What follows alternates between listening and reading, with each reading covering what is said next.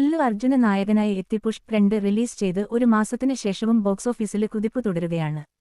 Collection റെക്കോർഡുകളെല്ലാം പഴങ്കഥയാക്കി മുന്നേറുകയാണ് B. Sukumar തിരക്കഥയെഴുതി സംവിധാനം ചെയ്ത അല്ലു അർജുൻ ചിത്രം പുഷ്പ 2.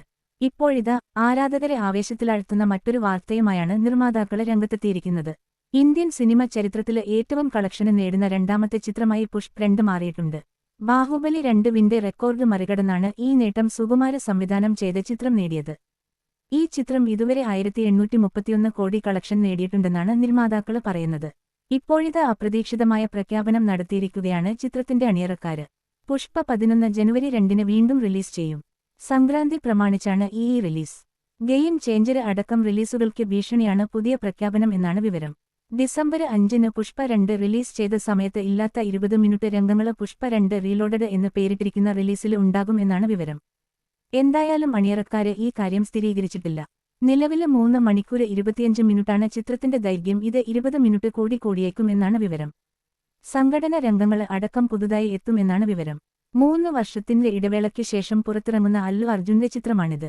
ആദ്യ ഭാഗത്തിലെ പ്രകടനത്തിലൂടെ കഴിഞ്ഞ തവണത്തെ മികച്ച നടനുള്ള ദേശീയ പുരസ്കാരം അല്ലു അർജുനെ തേടിയെത്തിയിരുന്നു.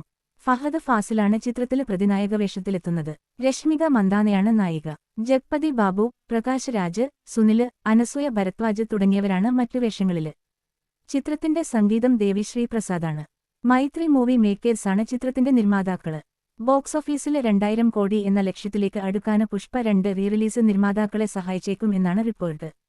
പുഷ്പ 2 ദി റൂള് റീലോഡ് ചെയ്ത പതിപ്പ് ഉത്സവ സീസണില് വീണ്ടും ഇറക്കുന്നത് മികച്ച കളക്ഷന് മുന്നില് കണ്ടാണ്. ഇത് ഇറങ്ങുന്നതോടെ പുഷ്പ 2 OTT തള്ളിപ്പോകും. ജനുവരി 11 മുതൽ 20 മിനിറ്റ് അധികമുള്ള ചിത്രമായിരിക്കും പ്രദർശിപ്പിക്കുക. റീലോഡഡ് വേർഷൻ എന്ന ക്യാപ്ഷനോടെയാണ് നിർമ്മാതാക്കള് ഈ വിവരം പങ്കുവച്ചിരിക്കുന്നത്. ഇതോടെ ചിത്രത്തിന്റെ ദൈർഘ്യം 3 മണിക്കൂർ 40 മിനിറ്റ് ആയി ഉയരും.